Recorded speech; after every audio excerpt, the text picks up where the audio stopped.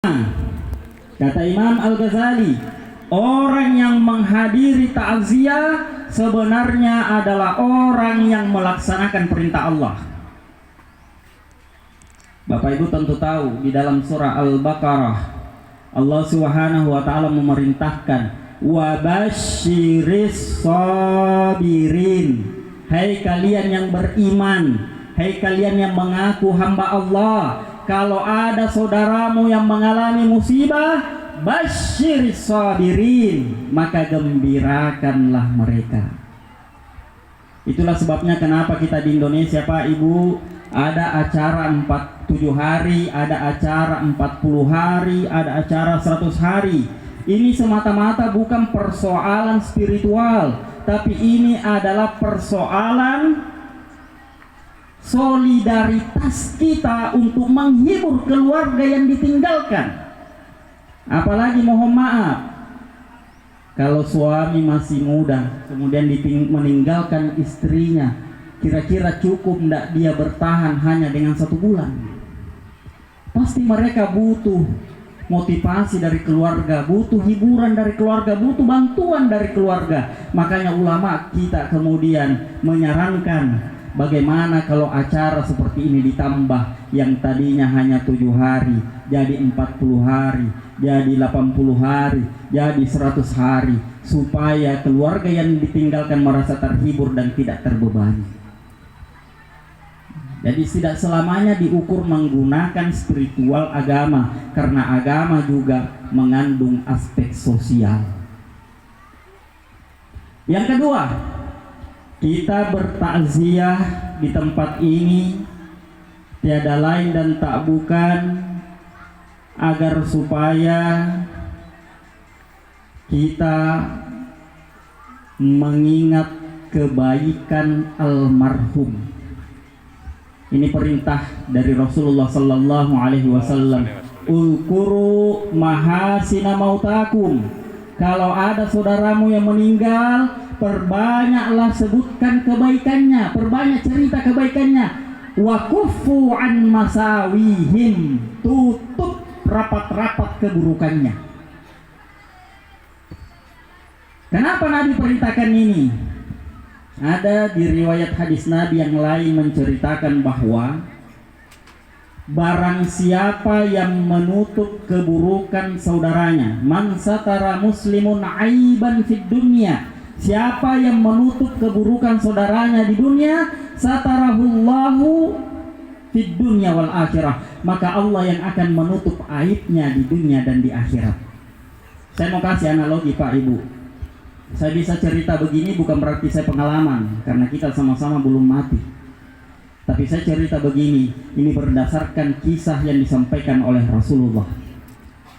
Jadi kata Rasulullah, nanti di kemudian hari ketika sudah kiamat, bayangkan Pak Ibu, kita dikumpulkan oleh Allah di satu tempat namanya Padang Mahsyar.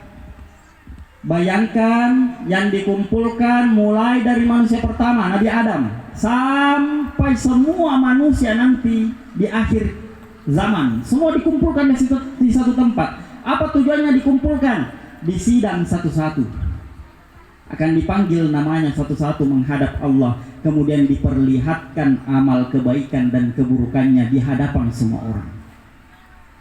Bayangkan Pak Ibu, kita dipanggil satu-satu. Meskipun saya belum dapat bocoran, nanti yang dipanggil ini berdasarkan urutan apa? Apakah urutan umur atau urutan nama ini? Kalau urutan umur ya mungkin masih ada yang beruntung. Tapi kalau urutan nama berdasarkan abjad, huruf pertama. Coba siapa yang huruf pertamanya A?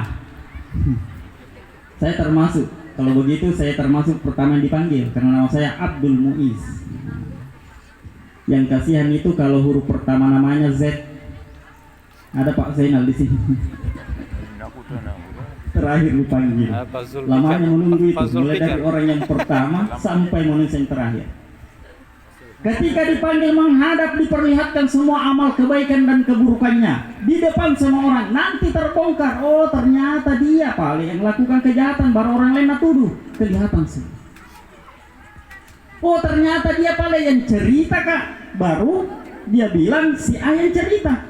Kelihatan semua. Tapi kata Rasulullah, ada caranya supaya keburukan kita disensor. Allah tidak perlihatkan. Bagaimana caranya? Tadi seperti yang dikatakan oleh Nabi, man satara muslimun aiban, siapa yang menutupi aib saudaranya di dunia, maka Allah yang menutup dia nanti, menutup keburukannya ketika disampaikan di padang mahsyar.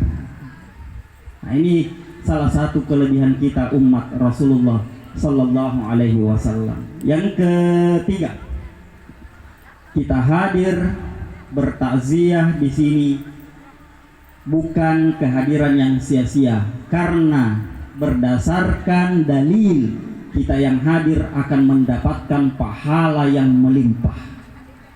Dari mana pahalanya? Rasulullah sallallahu alaihi wasallam menyatakan, man syahidal janazah, siapa yang menghadiri takziah di rumah jenazah.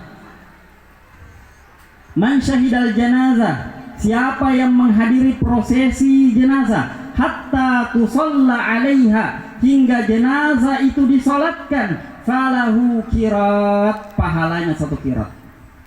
Wa man syahidal janazah, dan siapa yang menghadiri prosesi jenazah, hatta tudfan alaiha, hingga jenazah itu dikebumikan, dia antar ke kuburan, falahu qiratani, baginya 2 qirat pahala.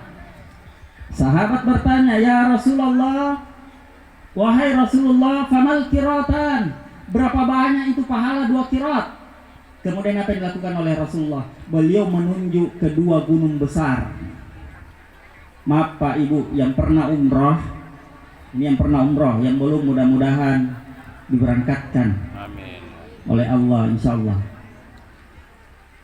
Yang pernah umroh tentu pernah menyaksikan namanya Gunung Uhud. Itu Gunung Uhud Pak Ibu sudah tinggi, panjang, lebar. Kata Nabi, siapa yang menghadiri acara seperti ini, mulai dari jenazah disolatkan, dikebumikan, maka dia akan mendapatkan 2 qirat. 2 qirat artinya pahalanya sama seperti besarnya 2 gunung Uhud. Apalagi kalau lebih, dia hadir juga takziahnya, dia hadir juga tahlilnya, maka tidak terbatas pahala yang didapatkannya. Itu satu. Yang kedua, pahala yang bisa didapatkan kalau kita hadir di acara ini Pak Ibu, berarti kita hadiri acara silaturahim. Apa kebaikan silaturahim? Kata Nabi, ketika 2 orang muslim bertemu, wa yatasafahani, kemudian mereka berdua jabat tangan di tempat itu, ghufira lahu ma qabla ayyaftariqa, maka Allah gugurkan dosa keduanya sampai mereka berpisah di tempat itu. Ini luar biasa. Jadi kalau hadir ke begini Pak Ibu, yang kita cari siapa kira-kira yang dosa tak banyak. Nah, cari memang nih. Sebelum meninggalkan tempat ini salaman. Minta maaf nah kalau ada dosa. Ustaz, disebutkan judul dosanya? Jangan. Kalau kita sebut Pak bisa panjang masalahnya. Maafkan karena saya dulu yang lirik-lirik istrimu itu. Wah, bahaya. Bisa panjang masalah. Tidak perlu disebut. Cukup jabat tangan, maafkan dosa-dosa saya, semoga Allah memberkahi pertemuan kita. Maka Allah akan gugurkan dosa-dosa keduanya sampai mereka meninggalkan tempat ini. Coba bayangkan, bagusnya kalau silaturahim. Apalagi Pak Ibu, kalau silaturahim ketemu dengan saudara kita kemudian senyum. Ini pentingnya senyum ini. Kata Rasulullah SAW, sedekah yang paling mulia adalah tersenyum kepada saudaramu. Tabassamuka fi akhika sedekah. Kalau kamu senyum ke saudaramu, itu menjadi sedekah. Saya tambahkan, ini bukan riwayatnya. Siapa yang suka senyum ke saudaranya, pasti umurnya panjang, rezekinya banyak. Sebaliknya, mohon maaf, kalau ada orang yang berat sekali senyum, susah sekali itu mulut dikasih lebar, susah sekali keluar giginya. Bagaimana orang begini? Pendek umurnya, kurang rezekinya. Saya kasih di logikanya Pak Ibu. Kalau ketemu ki orang baru 1 meter sudah buang muka, kira-kira apa yang Ibu katakan? Pasti mengatakan, Tuhan ambil saja nyawanya, itu jengkel sekali kalau ketemu. Coba jelek tuh. Tapi coba kalau Bapak Ibu ketemu orang kemudian senyum, apa kata dia? Ya Allah, panjangkan umurnya si A. Enak sekali kalau ketemu. Apalagi kalau ketemu selalu ada nakas masuk di kantong. Wah, bagus lagi. Panjang umurnya itu. Nah, ini rumusnya. Jadi silaturahim sangat penting. Itulah sebabnya kenapa kita disyariatkan salat berjamaah.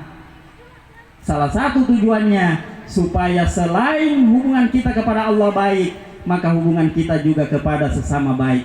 Tujuannya apa? Supaya Allah lancarkan rezeki kita karena silaturahim kita. Mohon maaf Pak Ibu, banyak juga saya lihat di masjid, tapi bukan di sini, di daerah lain. Selesai sholat berjamaah, Assalamualaikum warahmatullahi wabarakatuh, Assalamualaikum warahmatullahi wabarakatuh. Tidak ada silaturahimnya. Ini padahal Nabi itu kalau mau mencontohi Nabi itu selesai imam